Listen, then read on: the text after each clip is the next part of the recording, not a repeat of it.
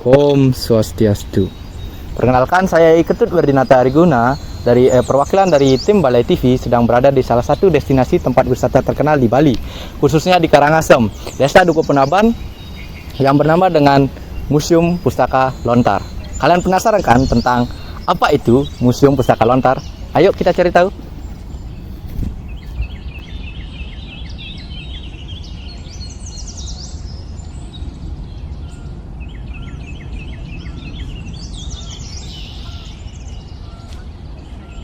Om Swastiastu.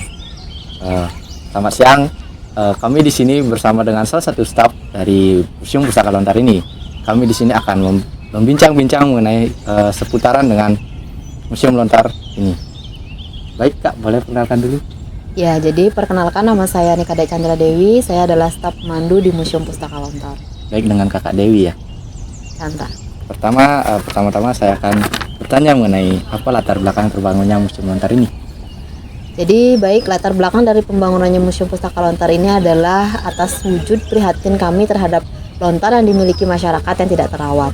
Jadi banyak masyarakat, utamanya di Desa Dukuh Penaban, yang memiliki lontar tapi mereka hanya menyimpan dan mengupacaranya saja.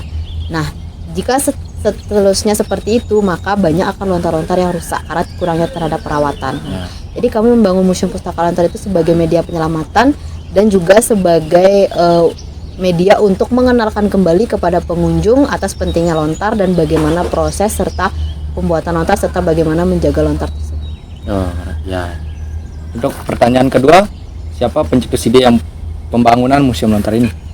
Ya, jadi Museum Pustaka Lontar ini sebenarnya dibangun oleh komunitas masyarakat, tetapi ide atau gagasnya itu berawal dari Bapak Bendesa Adat Dukuh Penaban, namanya Bapak Ineng Aswarya.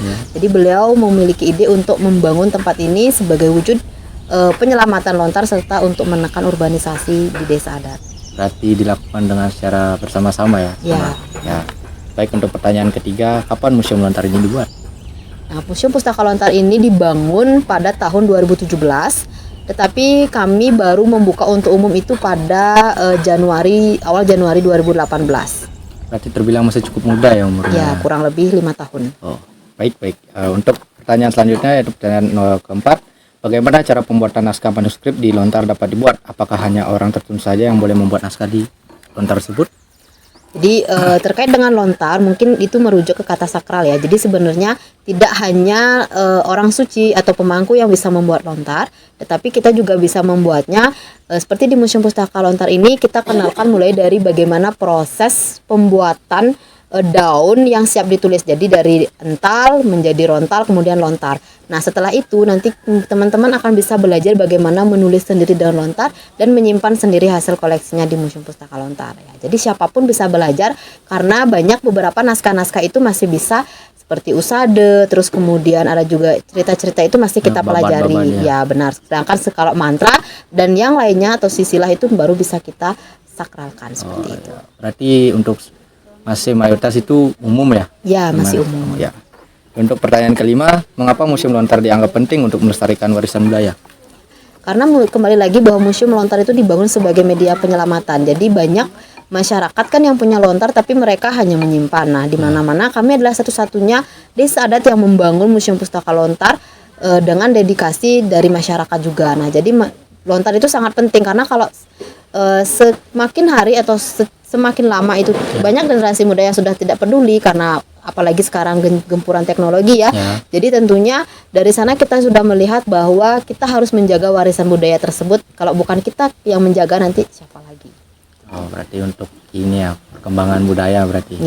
Ya, untuk pertanyaan terakhir, kenapa desain bangunan lontar masih menggunakan arsitektur Bali zaman kuno? Jadi kenapa sih pembangunan Museum Lontar itu menggunakan arsitektur Bali zaman dulu? Jadi karena kita ingin mengenalkan kepada pengunjung, terutama masyarakat di sini, begitu juga masyarakat dari luar, di mana bahwa kita juga memiliki sebuah bangunan arsitektur yang benar-benar masih alami dan klasik. Nah, seperti dindingnya terbuat dari tatal atau tanah yang dikepal, kemudian setengah dindingnya itu juga dari bambu, atapnya alang-alang. Karena banyak seperti sekarang kan banyak yang membuat rumah dari beton atau model minimalis. Nah, jadi itu sudah biasa ya. Jadi lontar itu merupakan suatu budaya. Jadi di mana kita juga akan memberikan nuansa yang berbeda kepada pengunjung bahwa memang inilah Bali kita zaman dulu. Berarti supaya ada kesan-kesan zaman dulunya sekali ya. Yes. Ya, baik, itu aja pertanyaannya Kak. Terima kasih sudah meluangkan waktunya untuk kami. Baik, Om Santi. Om.